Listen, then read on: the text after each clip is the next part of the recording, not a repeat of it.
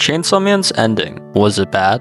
No. Was it good? Also no. So what was it? And to answer that, I'm not really sure. First off, to everyone who's read the last chapter and was unsatisfied by it, I do urge y'all to reread part 2. I haven't revisited the series at all ever since I started reading it when the last chapters of part 1 ended, and I will say that reading it all together made this ending feel a little bit better compared to the slog of 2-week breaks for every chapter. I only reread the last 40 chapters of the series so I could gather my thoughts, so let's talk about the things that were disappointing. Starting off with the characters. There was a lot of misuse of the characters in the final arc. Starting off with Denji and Asa. Asa was really sidelined past her reveal of her father's backstory. I was really hoping to see more from her, but she just didn't have much relevance to the plot, unfortunately. Denji was consistent until his last talk with Pochita. I hope this was a mistranslation, and I'll talk about it later, but Pochita saying Denji was happier prior to his life as Chainsaw Man just felt very off. Then we get to the other 5 characters: Death, Fami, Yoshida, Barum,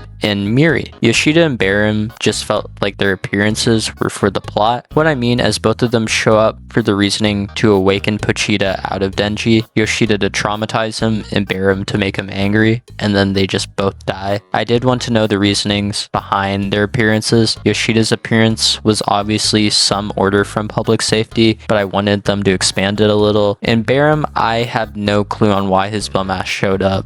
Fami was just there for Death's reveal, but other than that, provided no other importance to the story. Miri, I'm not even sure what the point was to include him in this arc. The Death Devil really didn't have much importance other than being a small antagonistic device, but none of them actually really brought anything to the story that I felt was significant, which is unfortunate since it was the final arc. The only side character out of this bunch that had a satisfying appearance was Fumiko of all people, but mainly I think the issue of the ending was the contrasting ideas that part 2 is trying to tell us about war compared to what the rest of the series has previously been showing us. With war and with Denji and Asa's character, the basis of the idea did work. Asa is a character that is to represent the loss of war. Unfortunately, like war, she could never catch a break, and no matter what she did, she could never win. Even trying to, I don't know if I can say that, whatever she did didn't work. While Denji reflected the people going to war as heroes. Those heroes are promised rewards, but are never able to cash those rewards in, both seemingly being symbols of negativities to war. But Denji's character, I think, goes against the theme that Fujimoto was trying to push on him. Throughout the series, Denji has shown us that even when faced with complete bullshit, he prevails because of the drive of his desires. He got through fighting Reze, aging, Makima, and falling because as long as his simple desires like food and girls were still around, he would push through. This theme of him being a soldier/hero in war doesn't really make sense because Denji has shown us time and time again that even if the reward was temporary, he is able to grasp it, which is something I thought Fujimoto was building up to, especially with his declaration of saving Asa. Here we have an outlier, a soldier, who's always able to win due to his satiation for his desires, as he was going to save Asa,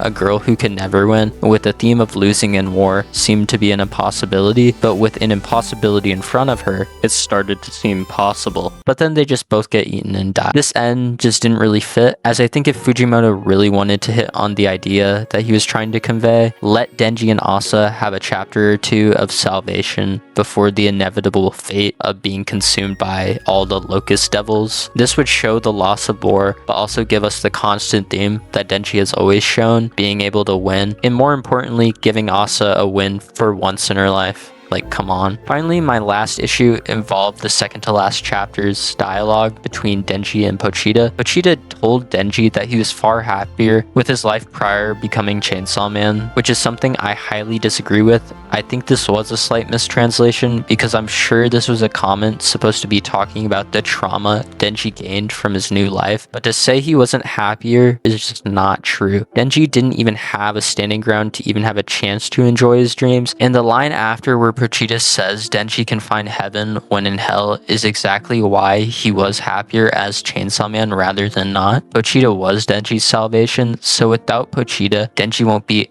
any level as happy as he was prior to being Chainsaw Man. But yeah, that's all I really have to say. This is my second recording of this video because I felt my previous one wasn't a satisfying explanation. So I hope you guys did enjoy the video. And again, thank you for all the recent support. I do really appreciate it. And always like and subscribe. And until next time, bye bye.